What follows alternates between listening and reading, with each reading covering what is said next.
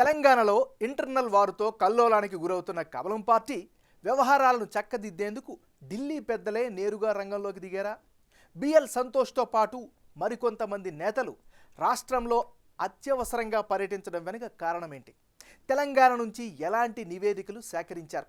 ఇంతకీ వారి టూర్తో తెలంగాణ బీజేపీ గాడిలో పడుతుందా?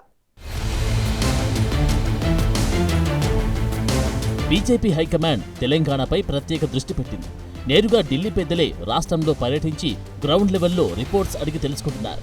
అందులో భాగంగా బీజేపీ జాతీయ సంస్థాగత ప్రధాన కార్యదర్శి బిఎల్ సంతోష్తో పాటు మరికొంతమంది నేతలు రాష్ట్రంలో పర్యటిస్తున్నారు. పార్టీ అంతర్గత అంశాలు, పార్టీ వ్యవహారాల్లో ఏం జరుగుతుందో అధిష్టానానికి గత కొంతకాలంగా సరియైన రిపోర్ట్స్ అందడం లేదని ఢిల్లీ పెద్దలు భావిస్తున్నారంట. రాష్ట్ర కీలక నేతలు ఎవరికి వారు నచ్చిన విధంగా అధిష్టానానికి నివేదికలు ఇస్తూ ఉండడంతో గందరగోళ పరిస్థితులు నెలకొన్నాయంటున్నారు.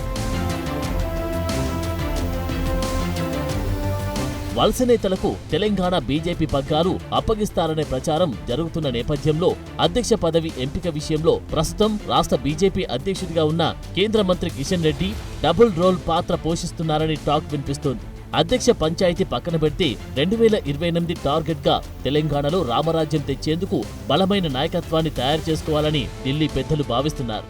ఈ నేపథ్యంలో రాష్ట్ర పార్టీలో కీలక నేతలంతా ఒకరిపై ఒకరు ఫిర్యాదులు చేసుకోవడం, బహిరంగంగా విమర్శలు చేసుకోవడం అధిష్టానానికి తలనొప్పిగా మారిందంట. అందుకే పార్లమెంటు ఎన్నికల తర్వాత పార్టీలో నేతల తీరు, పార్టీ కార్యక్రమాలు, ప్రస్తుత రాష్ట్ర రాజకీయాలపై నేరుగా బిఎల్ సంతోష్ లాంటి ఢిల్లీ పెద్దలు రంగంలోకి దిగి ఆరా తీస్తున్నారంట.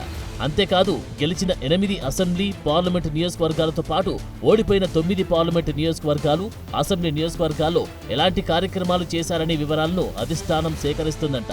ఆ క్రమంలో ఢిల్లీ పెద్దలు రాష్ట్రం వదిలి 2 రోజులు కూడా కాకముందే రాష్ట్ర బీజేపీ పరిస్థితి మళ్లీ యథాస్థితికి చేరుకున్నట్లు కనిపిస్తోంది. ఎవరికి వారి అన్నట్లుగా నేతల తీరు స్పష్టంగా కనిపిస్తోంది. అధ్యక్ష పదవి అంశంలో రాష్ట్ర పార్టీ కొత్త పాత నేతలంటూ రెండుగా చీలిపోయింది. ఇక తాజాగా రాష్ట్ర నాయకత్వం వర్సెస్ గెలిచిన 8 మంది శాసనసభ్యుల మధ్య గ్యాప్ పెరిగింది. అంతేకాదు గెలిచిన 8 మంది ఎమ్మెల్యేలు 5 గ్రూపులన్నట్లు వ్యవహరిస్తున్నారు. ఈ అంతర్గత గ్యాప్ వల్లే గత అసెంబ్లీ సమావేశాల్లో సైతం బీజేఎల్పీ ప్రభుత్వాన్ని ఇరుకున పెట్టడంలో విఫలమైందనే వాదనలు వినిపిస్తున్నాయి. శాసనసభలో 8 స్థానాలు, లోక్సభలో 8 స్థానాలు గెలిచాం. 2028 శాసనసభ ఎన్నికల్లో 88 స్థానాలు గెలుచుకొని తెలంగాణలో అధికారంలోకి వస్తామంటూ లోక్సభ ఎన్నికల ఫలితాల తర్వాత బీజేపీ నేతలు గట్టిగా చెప్పారు. లోక్సభ ఫలితాలు వెలువడి 60 రోజులు దాటింది.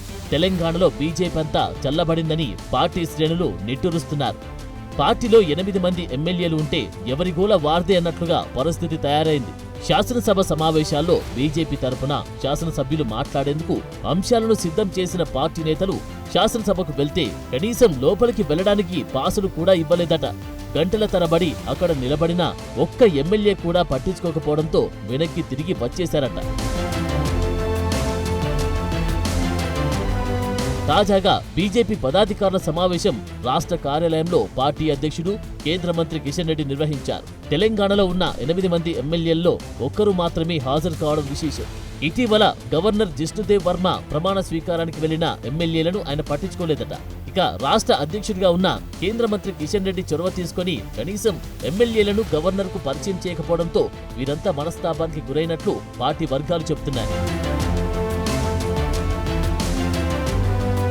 అటు శాసనసభతో పాటు ఇటు బయట కూడా రాష్ట్ర పార్టీకి ఎమ్మెల్యేలకు నడుమ దూరం పెరుగుతుందని, పార్టీ రాష్ట్ర కార్యాలయంలో జరిగే కార్యక్రమాలకు అసలు శాసనసభ్యులకు సమాచారం ఉండడం లేదని, ఇటీవల Kisan cell help line centre ప్రారంభానికి కూడా ఒక్క ఎమ్మెల్యే హాజరు కాకపోవడమే దీనికి నిదర్శనమని అంటున్నారు. కేంద్ర మంత్రిగా జమ్మూ కాశ్మీర్ ఎన్నికల ఇన్ఛార్జిగా రాష్ట్ర పార్టీ అధ్యక్షుడు కిషన్ రెడ్డి బిజీగా ఉంటున్నారు.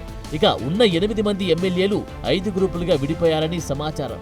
ఈ నేపథ్యంలో పార్టీని గాడిన పెట్టేది ఎప్పుడు, అధికారం అందుకునేది ఎప్పుడు అని పార్టీ శ్రేణులు దిక్కులు చూడాల్సి వస్తుంది. ఇప్పుడు ఈ సమస్యలను పార్టీ ఎలా పరిష్కరిస్తుందో చూడాలి.